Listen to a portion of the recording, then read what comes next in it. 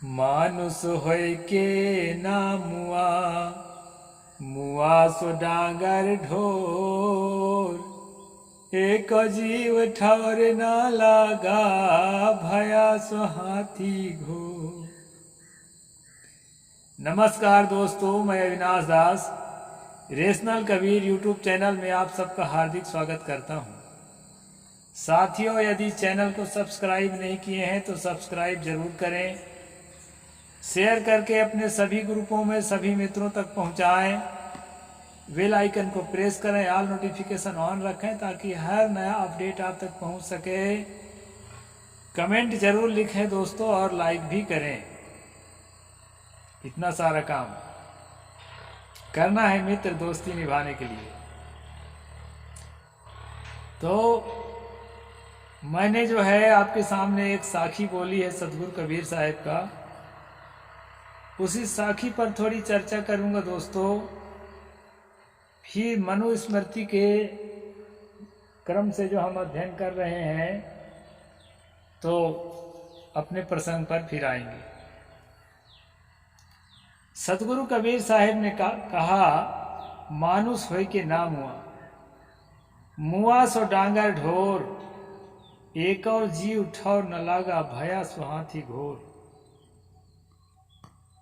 सतगुरु कबीर साहब के दिल में जो तकलीफ है, दिल में जो तड़प है, दिल में जो करुणा है, वो सोचते ही बनता है दोस्तों। मानवता के प्रति उनका प्यार।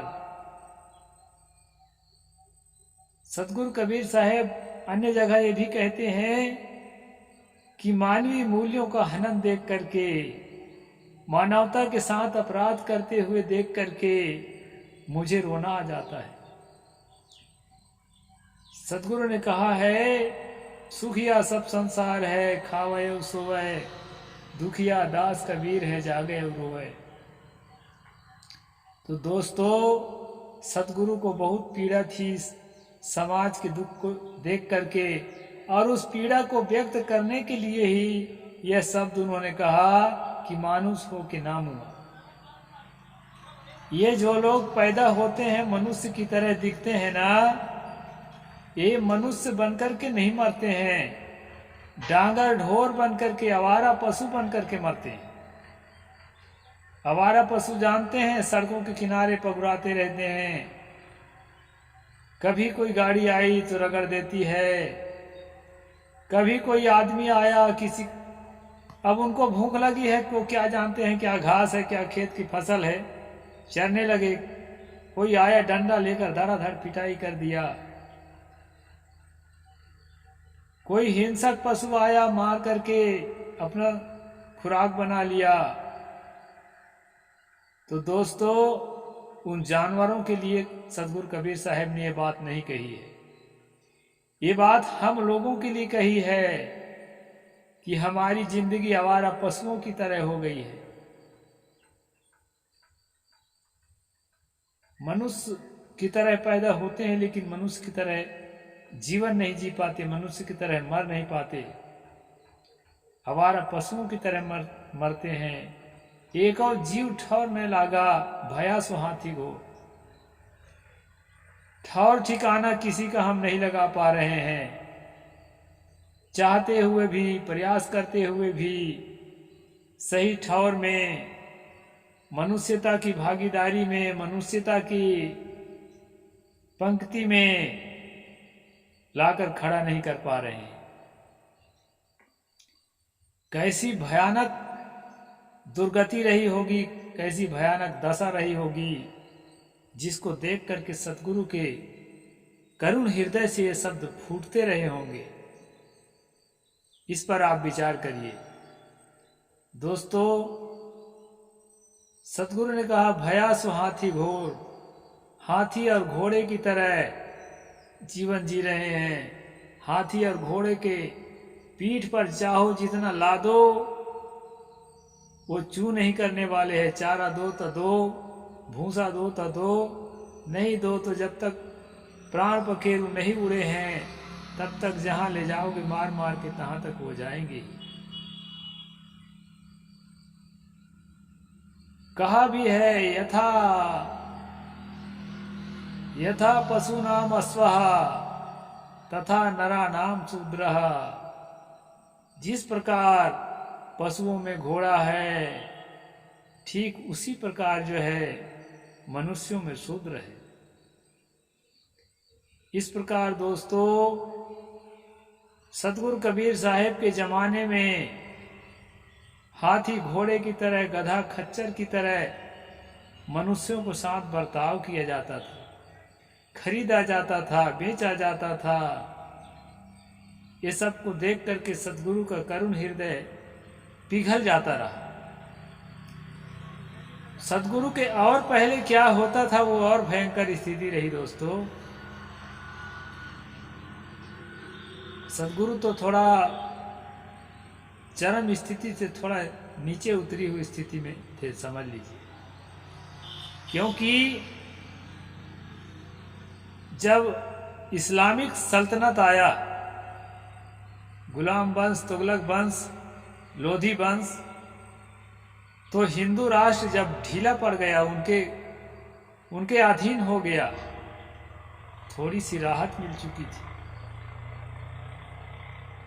उस समय कबीर साहब हुए हैं, उस समय की यह दशा रही, उसके पहले और क्या दशा रही होगी, उसको सोच करके आपका कलेजा कांप जाएगा। और उसके पहले जो दशा थी, उसी बात को मैं कल बताया था, उसी बात को आज आगे बढ़ा रहा हूं। कल मैंने बताया था दोस्तों मनुस्मृति के श्लोक नंबर 267, 8वां अध्याय, जिसमें यह कहा गया था कि चोर चंडाल कह करके या चोर चमार कह करके यदि ब्राह्मण को शूद्र गाली दिया ना, तो उसको जान से मार डालो। उसके हिम्मत कैसे हुई? अगर कोई क्षत्रिय इसी तरह चोर चमार कहकर या चोर चंडाल कह करके ब्राह्मण को गाली दे। अब एक बात बता देना चाहता हूं, ये चमार और चंडाल दो जातिवाचक शब्द है, ये कोई दुर्गुणवाचक शब्द नहीं है। आजकल कई लोग अभी भी कहते हैं, कई लोग, ये चोर चमार है का, चोर चंडाल है का। तो दोस्तों चमारों को, चंडालों को चोरों के साथ कंपेयर करके इस शब्द को बनाया गया है। इतना भयंकर अपमान के घूंट पी पी करके हमारे पुरखे जी रहे थे। तो इसमें मनु ने कहा अगर चोर चंडाल कह करके या चोर चमार कह करके ब्राह्मण को कोई क्षत्रिय गाली देता है तो उसको 100 पण का दंड देना चाहिए। 100 पण मैं कई दिन से बताते आया हूं, पण उस समय का कोई करेंसी है, आज के हिसाब से कहेंगे कि 100 रुपया का उसको दंड देना चाहिए। अगर कोई बनिया, अगर कोई वैश्य चोर चमार या चोर चंडाल कह करके ब्राह्मण को गाली देता है तो उसको 150 से 200 पण का जुर्माना देना चाहिए। ये 267 नंबर के श्लोक में है। और उसी में तीसरा विकल्प बताता है दोस्तों जो भयंकर है, का अगर कोई शूद्र ब्राह्मण को चोर चमार या चोर चंडाल कहकर गाली देता है उसको जान से मार डालो। तो इस तरह से कल का प्रसंग था दोस्तों। तो आप सोचिए जो सतगुरु कबीर साहब कह रहे हैं ना, मानुष होय के नाम हुआ, ये मनुष्यों का राज है कि आवारा पशुओं का राज है? जो मनु का संविधान है, वो संविधान से, जो हिंदू राष्ट्र का संविधान है, जो राम राज्य का संविधान है, मनुस्मृति, राम जी के पूर्वज हैं ऐसा कहा जाता है मनु जी। तो ये जंगल राज की कहानी इस स्मृति को पढ़ते ही बनता है दोस्तों। आगे के श्लोक में क्या कहते हैं उसको भी मैं बता देता हूं, धीरे धीरे चलेंगे, आहिस्ता आहिस्ता हम लोग। 50 ब्राह्मणो दंड्यः क्षत्रियास्याभिशंसने वैश्येष्यादर्ध 50 क्षत्रिय शूद्रे 200 268। ब्राह्मण क्षत्रिय को कठोर बात कहे तो 50 पण, अगर कोई ब्राह्मण क्षत्रिय को गाली बकता है तो 50 रुपया का उसका जुर्माना लगेगा। ब्राह्मणे है तो एकदम कुछ नहीं लगेगा, ऐसा नहीं चलेगा, उसको भी जुर्माना लो, नहीं तो सुधरेगा नहीं। कहते हैं ब्राह्मण अगर क्षत्रिय को कठोर बात कहे तो 50 रुपया का उसका, मैं रुपया कहता हूं इसका मतलब ये ना समझिए डॉलर भी कहा जा सकता है, ये पण लिखा है, 50 पण का उसको जुर्माना लिया जाए। और बैस को कहे तो 25 पण का, यानी वही ब्राह्मण अगर क्षत्रिय को गाली बका है तो उसको 50 रुपया का जुर्माना लेना है, अगर बैस को वही गाली बका है तो 25 रुपया का जुर्माना लेना है ब्राह्मण से। और शूद्र को कहे तो 12 पण का दंड देना चाहिए। अगर शूद्र को गाली दिया है तो कोई बात नहीं, फिर भी 12 रुपया ले ही लो उससे, एकदम से छूट नहीं है। यानी ब्राह्मण एक है, गाली भी एक है, लेकिन अगर क्षत्रिय को गाली बका है तो 50 रुपया देना पड़ेगा जुर्माना, बैस को गाली बका है तो 25 रुपया देना पड़ेगा, और शूद्र को गाली दिया है तो 12 रुपये के दंड में उसका काम चल जाएगा। यानी शूद्र को गाली देना इतना सस्ता है, शूद्र का गाली देना से तो अपना सर कटा के उसको कीमत चुकाना पड़ेगा। अभी शूद्र को प्राण दंड करना, अभी पिछला श्लोक में पढ़ के आए। लेकिन अगर शूद्र को वो गाली बकता है तो केवल 12 रुपया में काम चल जाएगा उसका।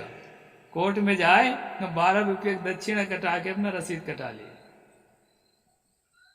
जुर्माना दक्षिणा नहीं है। ये है दोस्तों दिल को दहला देने वाली सजा। आगे और पढ़ते हैं का श्लोक।